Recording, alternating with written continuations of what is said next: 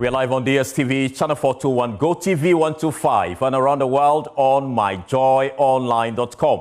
This is Joy News Prime with me, Carlos Caloni. Coming up, government strongly rebut claims that NPP buffers ensure smooth debt servicing, calls narrative a complete falsehood.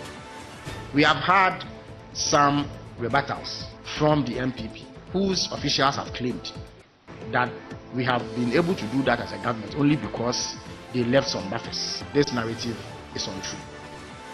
We have details as the government insists only 155 million was left in the debt servicing account by the past government, making it impossible to meet the current 6 billion cedis DDP coupon payment.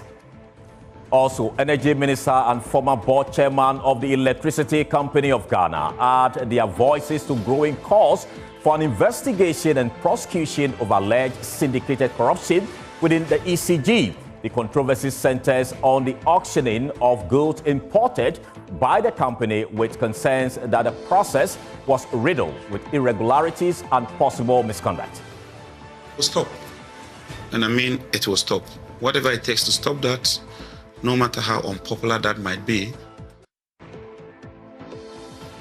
And later, EPA to crack down on the activities of 318 mining companies whose licenses were issued in the last 6 days of the NPP administration. We're immediately going to issue a press statement in calling licenses to review them, and those we have to revoke, we'll go ahead to revoke them. We'll hear from the CEO of the authority, who has revealed that the EPA has not issued operational permits to these companies, making their operations illegal. And Foreign Minister announces plans to roll out 24-hour passport application services in a bid to deal with over 70,000 backlog, while further revealing that prices of passports may further drop for our average Ghanaians. That we want to carry out.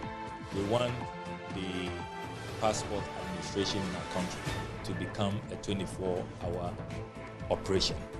So this year, you need to stand by and get ready.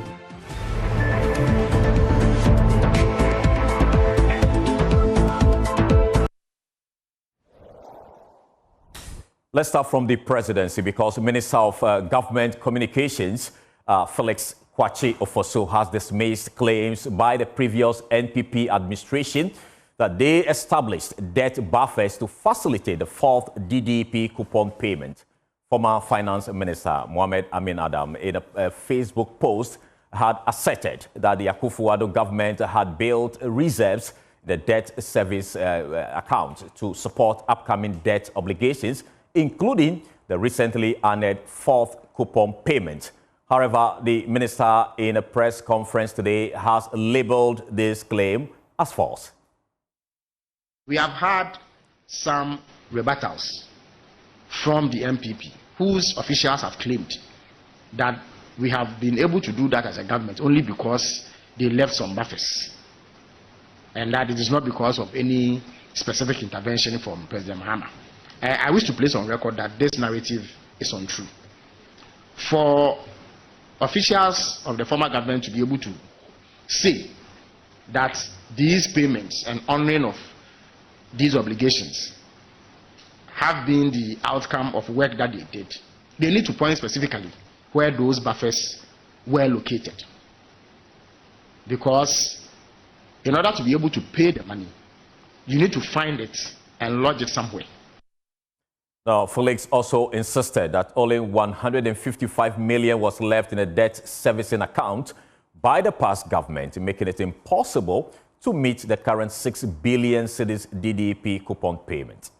Now, if you look at the CD-denominated debt service reserve account, you will find also that when the NDC took over on 7 January 2025, the last time that anything had happened in our account before the NPP left was 2nd January 2025. 2nd January 2025. the amount of money in the account on that date, 2nd January 2025, was 155,463,435 Ghana cedis. 155,463,435 Ghana cedis.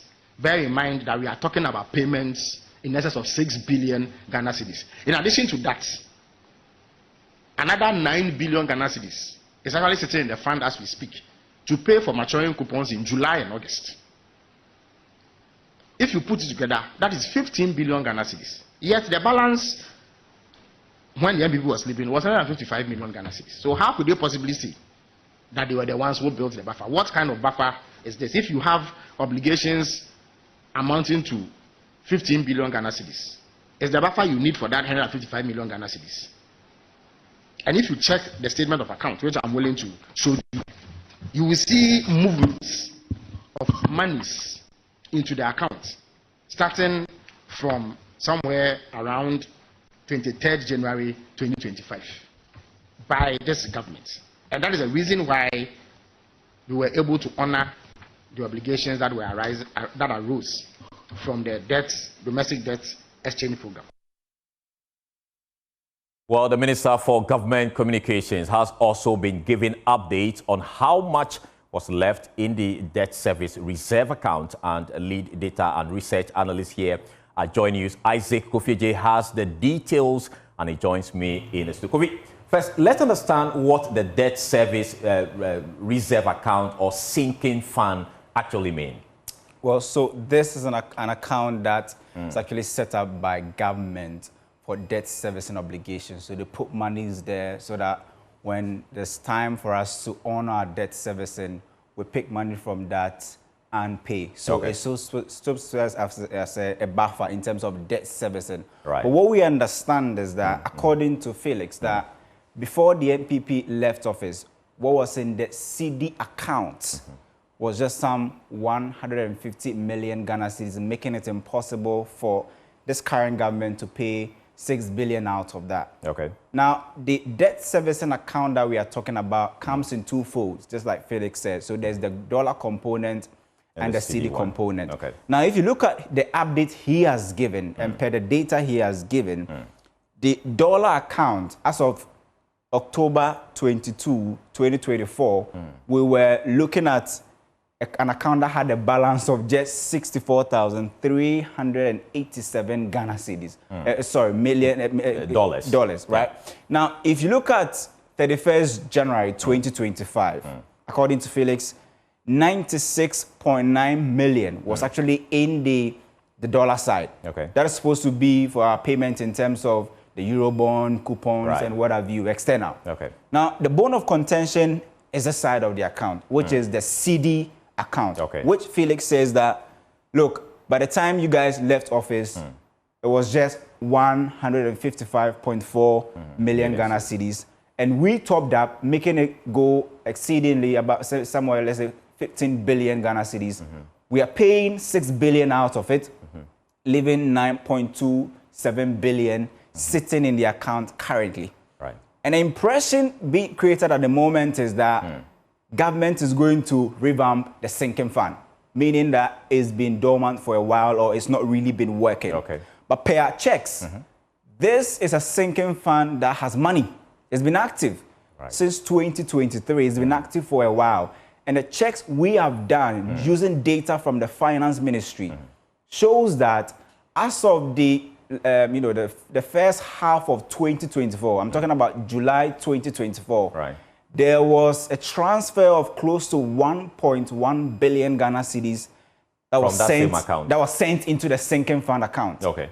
So there's been transfers into the sinking fund account since we started the DDEP. Right. Government has taken money out of that account. We don't know what they use it for. Okay. But if you look at the details of the accounts, you also know that they've been transferred in. Okay. So this current debt servicing accounts we're talking about, what we're understanding is that it is not just money from the sinking fund, right? And our checks also shows that the sinking fund also had some monies inside.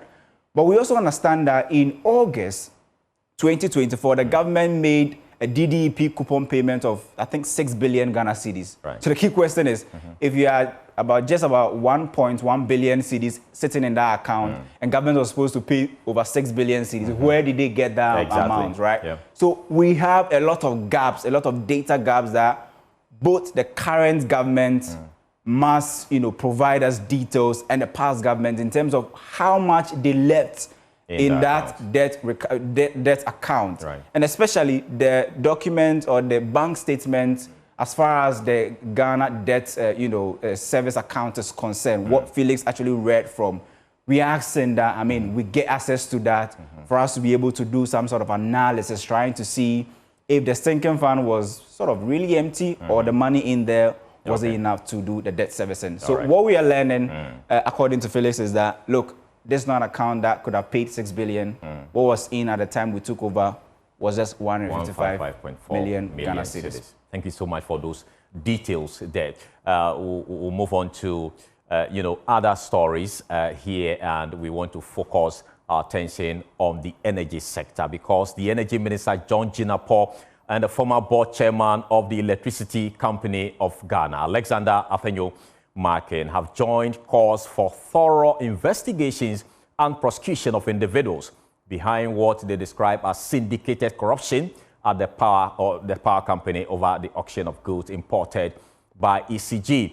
In one instance, essential equipment valued at $500,000 was auctioned for 100,000 cedis for $600 and later resold to ECG for $3,000. The Energy Minister considers these a fraud that must be punished.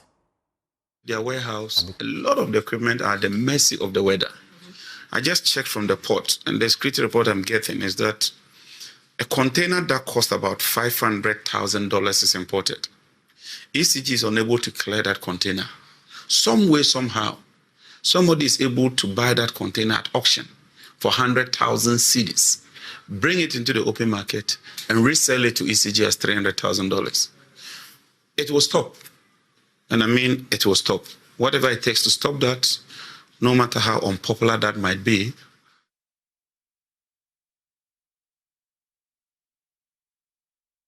Now, the minority leader, Alexander Afenyo-Markin, who served as board chairman of ECG between 2023 and 2024, said he raised concerns about the practice, but were largely ignored. He spoke to my colleague Elton John Broby on the pulse. Became the chair, I was told of that story.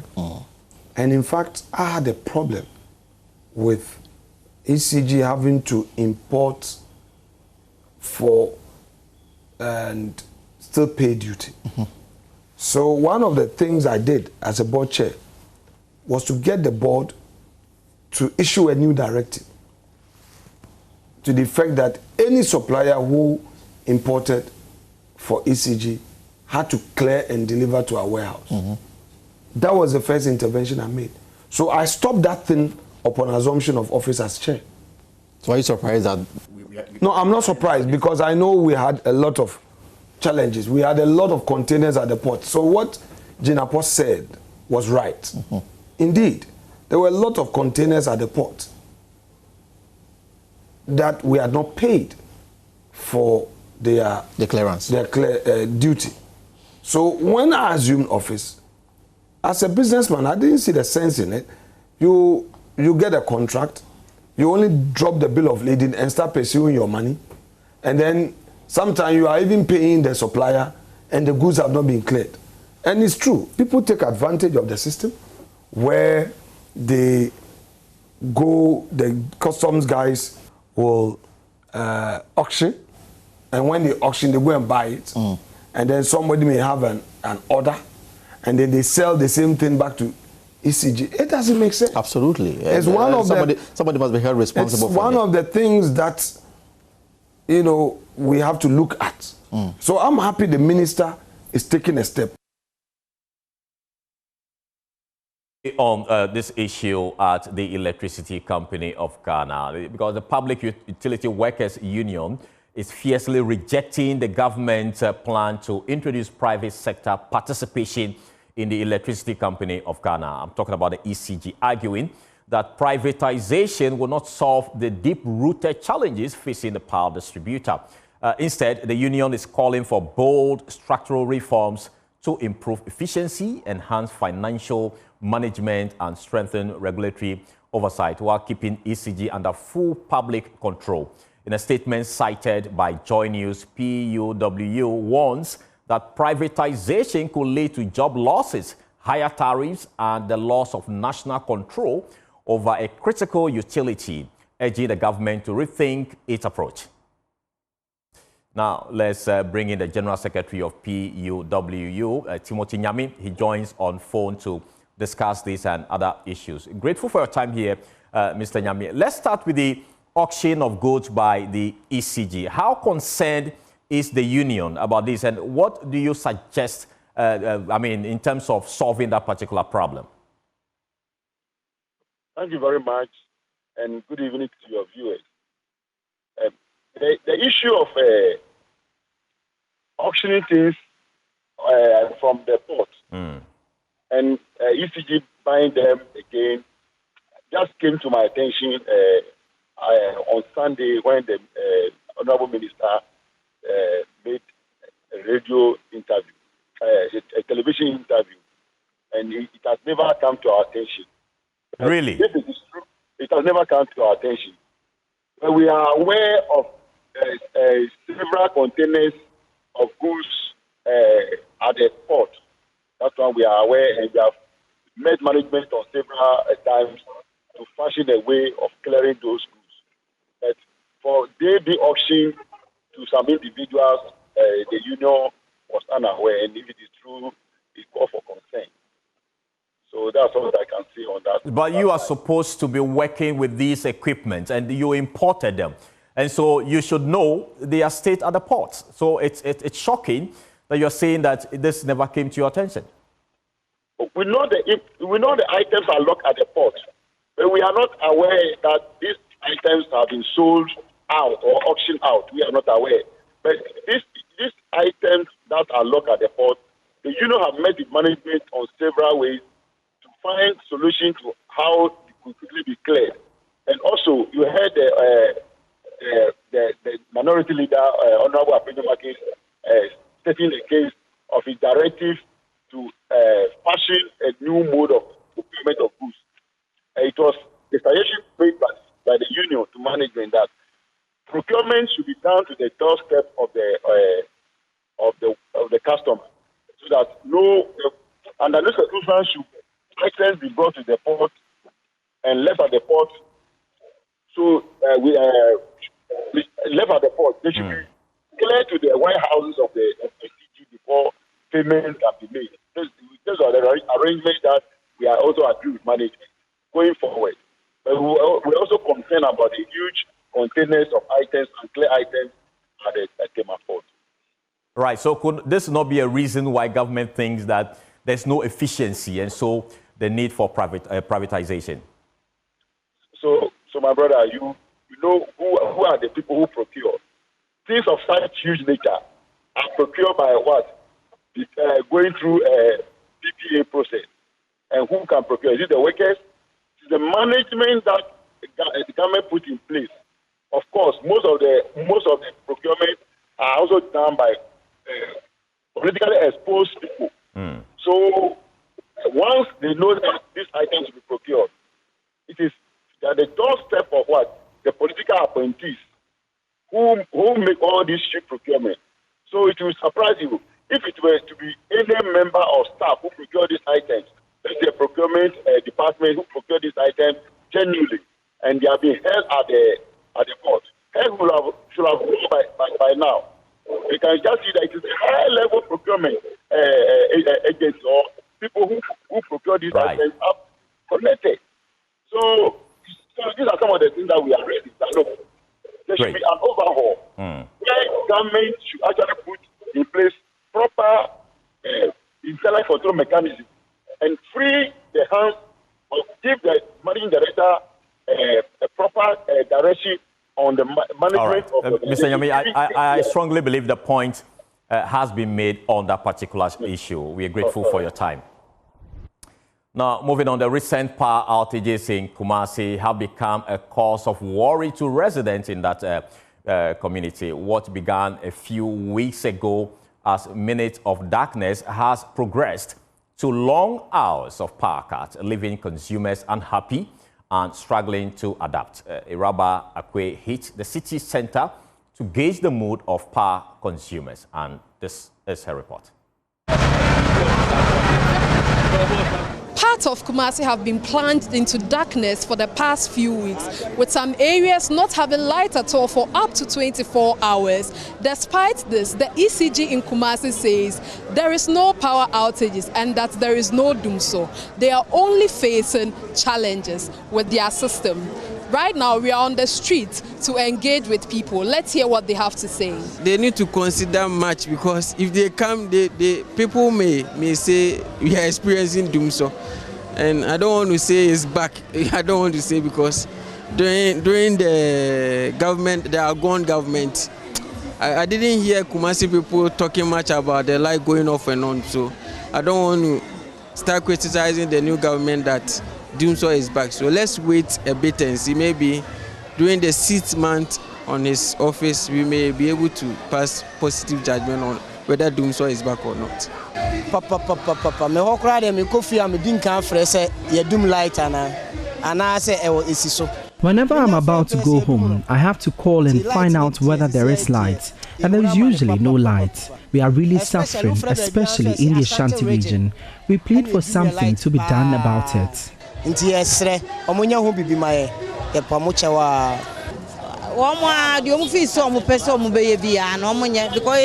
They should do what they want. People work with light, but there is no light. There is so much heat, especially when we go back to our homes in the evenings.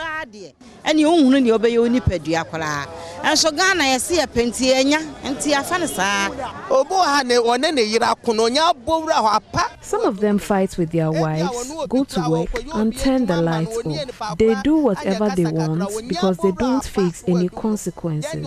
It is not the fault of the government, but ECG. As you've heard from some people on the streets of Kumasi, clearly the power cut has been affecting them both at home and in their businesses. The ECG says they are putting measures on the way to solve the issue. As we speak, we are also battling with the issues of underground cable faults being punctured by individuals. That is also resulting in outages to our cherished customers. You would realize that some contractors are even punching our cables. We've written to the RegSec and then it's being considered. So the outages being experienced by our cherished customers, we want to apologize to them and I want to assure them that ECG is putting measures in place to resolve it. As we speak, the 145 MV has been commissioned, the underground cable fault has been resolved. But where there is any other outage, we will come out and then inform our customers. My name is Iraba Akwe, reporting for Joy News, Kumasi.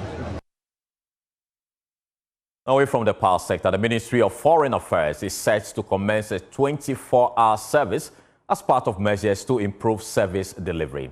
Currently, there are more than 70,000 uncollected passport booklets coupled with activities of middlemen, popularly known as Goro boys, who extort exorbitant amounts of money from the unsuspecting public. However, during a tour of some passport application centers earlier today, Foreign Affairs Minister Samuel Okudzeto Ablakwa revealed that passport application processing will now be done in 3 shifts, pushing working into a 24-hour mode. He also explains that some modalities will be rolled out to ease the cost of the passport booklet for ordinary applicants. Then you've also heard about big reforms that we want to carry out. We want the passport administration in our country to become a 24-hour operation. So this year, you need to stand by and get ready, be preparing yourselves. We are going to be running 3 shifts so that we want to cut down on the waiting time for passports. I'm told that you've done quite well. You've come up to about 3 weeks to 4 weeks these days. But we believe that within a week, it should be possible to get a Ghanaian passport when you apply for it. And the 24-hour intervention we are making will address that. Then we are also of the view that we need to get more modernized and do away with the frustration that the general public has been complaining about. So those who will be coming for renewals, you already have their details in your system, you have their biometrics and all of that. You should be able to apply online and get your passports delivered to you through courier.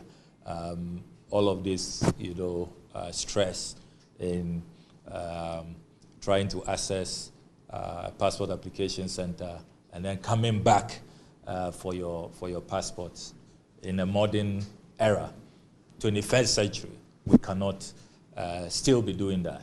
So as part of the reforms, we are going to make sure that we go fully digital. You can access your passport anywhere you are.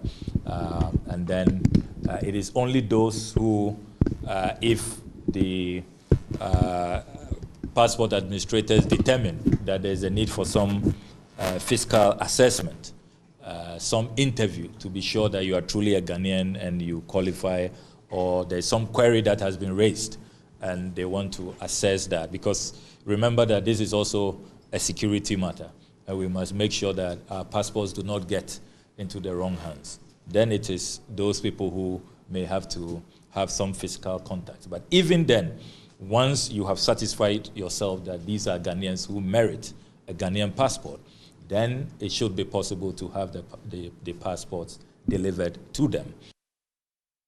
Stay home and sip your coffee. That's the latest directive to members of the Civil and Local Government Staff Association, Ghana, CLOSAG, as they prepare to lay down their tools in protest Thursday. Their grievance, the appointment of Samuel Adom Botre as Registrar of Birth and Death, a move they argue is soaked in political bias. CLOSAG insists that Mr. Botre is too politically exposed for the role and must be removed immediately. This standoff comes just hours after the government stood its ground, defending the appointment as entirely legal. At a press briefing, officials maintained that due process was followed and emphasized their willingness to engage in dialogue, though they argued or they urged CLOSAG to rethink its strike. Presidential spokesperson Felix Kwakye Ofosu made a direct appeal, calling on the association to reconsider its stance and return to the table for discussion. But government has to act on the basis of law. So we inquired as to what the premise for that demand is. If you are saying that a position should go to a civil servant, show us the basis for that position. They have been unable to show it. I have showed you the law and specific provisions, and you would all agree with me. Even if you have doubts about what I'm reading, you can dig up the law yourselves and read for yourself. Read section 2 of Act 1027, the Registration of Births and Deaths Act, and satisfy yourself as to who has the authority to make the appointment. And second, whether or not the law says anywhere that the position of the Registrar of the Births and Deaths Registry should be held by a civil servant. These, for me, are the issues at play. And to the extent that government has acted lawfully, regularly, and in accordance with the Constitution, I don't see why there should be an entrenched position on the matter. We certainly have not taken an entrenched position. We cannot act illegally simply because a section of our population, in this instance Ghanaian workers, demand that we do. I don't think that it is fair to the people of Ghana, whose taxes are used to pay civil servants, those who work in CLOSAG, just like myself, the president, or everybody else who works within the public and civil service. You cannot take such a position, which is unfair to them, when the facts are very clear, the laws are very, very clear. If it was the case that government was violating the law, then you would have a basis. As I said, I'm aware that they went to court under the previous government. There's yet to be a determination on the matter. So if the matter has not been determined, there's no judicial pronouncement saying that the position of the law is wrong or what the president has done is wrong. I don't see why entrenched positions should be taken. I don't see why a nationwide strike should be declared. Now, the group, however, maintains that he is not the right person for the job. Dr. Isaac Bampuado, Executive Secretary of CLOSAC, stated that while they are open to dialogue, their position remains unchanged and they will proceed with their strike until their demands are met. If we get any correspondence indicating that they want to dialogue, why not? We'll put it where they say they want to dialogue. So, but we've not had any correspondence. He quoted, we are not saying the president hasn't got any right to appoint. The act that he referred to is the same thing that is in 195 of the Constitution. All his appointments to public services are done by the president. Nobody is disputing that part. What we are saying, there is also a Supreme Court ruling. And we all know that when it comes to the Constitution, it is the Supreme Court that gives interpretation. And the Supreme Court ruling is saying that once your political coloring becomes overt, step away from the services. If he tells us that with Mr. Butcher's political leaning is not overt, but we all know that is an NDC activity. And the Supreme Court is saying that the moment your political coloring becomes overt, stay away from the services. Some of our members have been dismissed. You see the Supreme Court ruling. So this is our position. Well, as it stands, if we get an invitation, of course, there's full dialogue. And tell that we are not saying this thing. But if this is what the Supreme Court is saying, all we ask our constituents to do is to sit down in their house and relax, take some coffee, and then watch Clock TV. Now, Labour consultant Austin Garment says the strike is not the best course of action and is urging the group to reconsider their approach in favor of dialogue. Workers have a right to go on strike, but it must be based on something. If it's just a question of the president appointing somebody into office, the authorized person by Article 195 of the Constitution is the president, who is entitled to appoint people into various offices.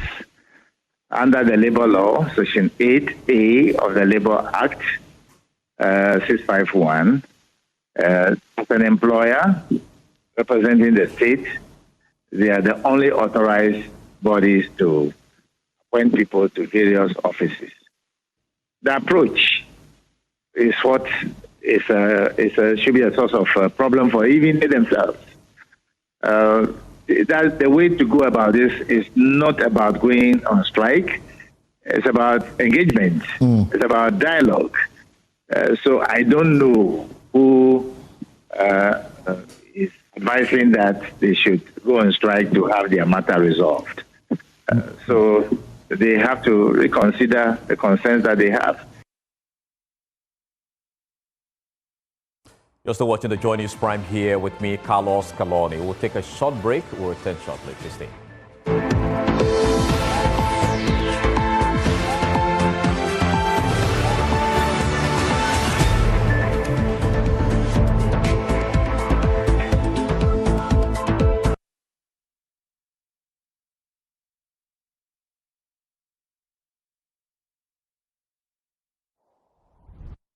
Welcome back and thank you for staying with us. Now, in today's episode of Climate Focus, the Forestry Research Institute of the Council for Scientific and Industrial Research, in partnership with the Forestry Commission, has organized a one-day workshop for stakeholders in the Bono East region on sustainable small-scale woodlot management for bioenergy and rural livelihood improvement. The workshop, according to the Deputy Director of the Institute, Professor Emmanuel Opuni Frimpong, aims at equipping charcoal producers with the necessary knowledge and skills to efficiently manage small-scale woodlot as a means of mitigating environmental impact. Anas Sabit has more in the following report. Wood fuel, primarily charcoal and firewood, has over the years been the main source of energy for cooking for 2/3 of households in sub-Saharan Africa and is a critical element in maintaining food security. With millions of households depending on wood fuel production to make a living, A heavy reliance on it makes environment and health concerns, and with many governments focusing on bans and restrictions of the commodity, there is a need for policymakers as well as researchers to undertake demand-driven research. As a result, the Forestry Research Institute of Ghana under the CSIR is implementing a project to enhance sustainable woodlot management for bioenergy production in Ghana. Professor Emmanuel Punifrimpong is a professor of forest health and a deputy director at the institute. It's clear that the project is going to go a long way to support sustainability of the charcoal business, sustainability of woodlot establishment, for us to achieve the objective for which the funds has been given to us. Professor Punifrimpong further emphasized that the project, aside its social and economic benefits, will go a long way in helping the country's agenda of climate change mitigation, as it encourages people to plant trees for charcoal production instead of depleting the forest for that same purpose.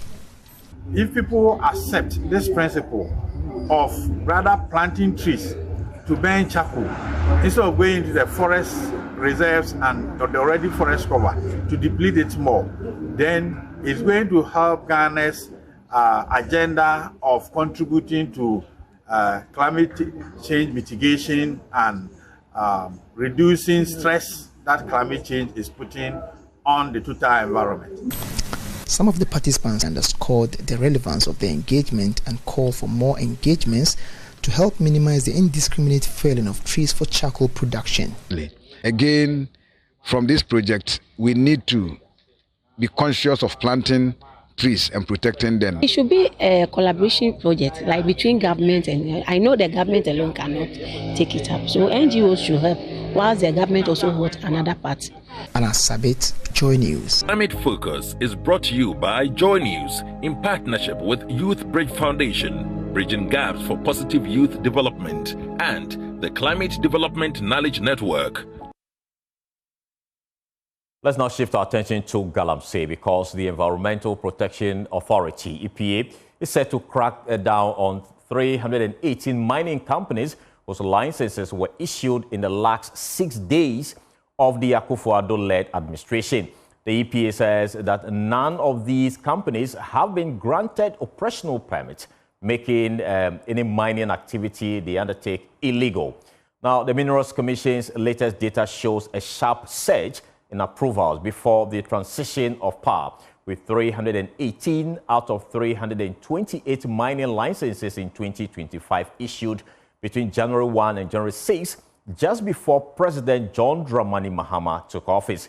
Now, speaking to Faustina Safo on News, the CEO of the EPA, Professor Nana Ama Brancloche, warned that the authority will not allow any company to operate without meeting the environmental standards. And those ones we have to revoke, we will revoke. Those ones we have to reassess their environmental impact assessment, we will have to do. So we are committed in doing this, as you rightly followed in the course of time. We see the alluvial mining as an emergency, especially in our water bodies, and we taking steps to resolve or rehabilitate our water, reclaim our land. However, this is another step the president himself has made an announcement to the licenses that we need to revoke those licenses that are not in doing well. Let's say they are not practicing properly and they are not for compliance with the environment. But per this particular news on this topic, there are 318 licenses that were issued between January 1 and January 6. EPA has not given permits in January, mainly also because the EPA has become an authority from an agency. So we are now working on our documentation, and so we have not issued any permits in the month of January. So as this issue has already come up, we were studying the data to understand the different types of permits and those with issues that we need to deal with so we can revoke them. But as this has become already a news item, We're immediately going to issue a press statement in calling licenses to review them, and those we have to revoke, we go ahead to revoke them. Let's stay a bit longer on the Galamsey issue because Minister for Land and Natural Resources, Emmanuel Ama Kofi-Boah, has painted a very disturbing picture of Ghana's fight against Galamsey, revealing in Parliament that illegal miners have hijacked 9 forest reserves, with the Forestry Commission blocked from accessing it. Now, according to the minister, Galamsey continues to wreak severe havoc on Ghana's lands, but insisted the new government will not relent in a fight against illegal mining. Parliamentary Affairs correspondent Kweku Asante has the rest of the story. The Lands and Natural Resources Minister, Emmanuel Ama Kofi-Boah, was on the floor to paint the picture as to the real effect of illegal mining on the grounds, including the fact that there are huge swathes of land that have been taken over by illegal miners and criminal elements, preventing even state security services from accessing these forests. Ghana is currently faced with an unprecedented threat to our forest resources and water bodies due largely to illegal small-scale mining activities. This situation has assumed crisis proportions over 9 out of the 44 forest reserves. And, Madam Speaker, this is very important. Over 9 out of the 44 forest reserves have been completely taken over by these illegal mining tasks with impunity. And the Forestry Commission no longer have access to these forest reserves. The Lands Minister has also been talking about the deplorable state of some river bodies because of illegal mining. Madam Speaker, the impact of illegal mining on our water bodies, which is the second phase, is critical and equally alarming. Normal turbidity levels for water under treatment should not exceed 500 NTU. However, the current turbidity levels of these water systems are between 5,000 and 12,000 NTU. These water bodies are also contaminated with toxic chemicals such as cyanide, mercury, hydrocarbons, and used recklessly by these illegal miners. The minister has had support from the minority side, particularly from the MP for Okaikwe Central, Patrick Boama, who has been talking about getting adequate resources for the ministry to do its work, but also warning the minister against influence peddlers, some from among Parliament itself, who will come to him and ask him to let his guard down in this fight against illegal mining. You'll be tempted. Your colleagues will be involved. Both sides. They will come to you to plead with you. Noli prosequi, you'll be tempted with it. Having gone after people, looking at the budget lines to support you in this fight. And we don't want you to come here for your ministry's budget approval and say that, oh, we requested for $500 million, we've been giving 100 million. We'll be listening to you. The former minister for Western Region has also been proposing the use of the installation of CCTV cameras along some river bodies to police the activities of not just illegal miners, but also the river guards. Majority Leader, concluding the commentary on this important subject on the floor, did indicate that this was primarily, in his opinion, a law enforcement issue. I see the problem as a crisis of law and order.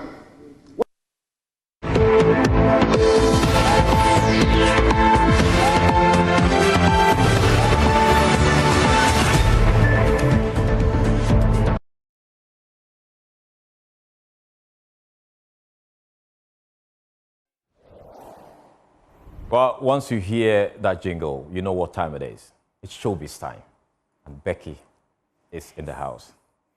Thank you for that beautiful introduction. I really appreciate that. That's an award-winning introduction. Hey. I'm grateful for that. But, I mean, let's tell you everything that's happening in the world of showbiz. The gospel artist Diana Hamilton is promising to serve patrons and Christian fraternity in the Ashanti region with some of the finest gospel artists, including Uncle Ato, Cindy Thompson, Mabel Autry, and Kwame Jedu. The event promises to be a powerful night of worship and praise. She spoke to Irabana about this particular event. The Awake experience happened in Accra. How was it? It was mind-blowing. It was such a great experience. The theme was move, and we felt the move of God on the night. Yeah. Okay, so the theme was move of God. The theme was move, and we really felt the move of God. Yes. Okay, so how prepared are you? What should we expect on Sunday? What God did in Accra means that He's about to do great and mighty things, and so expect a move of God. Expect a Holy Ghost party. Expect a time of worship, of prayer, of just letting ourselves go in the presence of God, and then watch what God will do with us. All right. Please, what other ministers will be ministering with you on the night? Great. We have Ankla 2 on the bill, Cindy Thompson, Mabel Ochre, and Kwame Jedu on the bill. Listen, the spirit in Kumasi, the atmosphere in Kumasi, the vibe in Kumasi, nothing compares to that. And so when we come to Kumasi, our excitement just shoots. I call it the excitement meter. It just shoots. It goes over the roof. We love it here in Kumasi. And we're trusting God for another great experience. So everyone, the thing is, you see some familiar faces every year and you see new faces. And so we're saying that everyone should turn up at Church of Pentecost, Bantama. Gates open at 4 and want to see you at the venue at that time. We're going to have a Holy Ghost party. Away from that, Central C, Aya Star and Vibes Cartel were all winners at the Mobile Awards in Newcastle, England on Tuesday evening. The ceremony honors homegrown and international artists from diverse scenes, including hip-hop, R&B, grime, jazz, and Afrobeat. First held in 1996, the Mobiles were founded by Kanya King and Andy Ruffle to provide representation of Black artists at the dedicated ceremony. Yeah. Well, that's all we have time for here on Joy News Prime. You can log on to myjoyonline.com for more stories. I am Carlos Caloni. And my name is Becky. Thank you so much for your time. Bye-bye.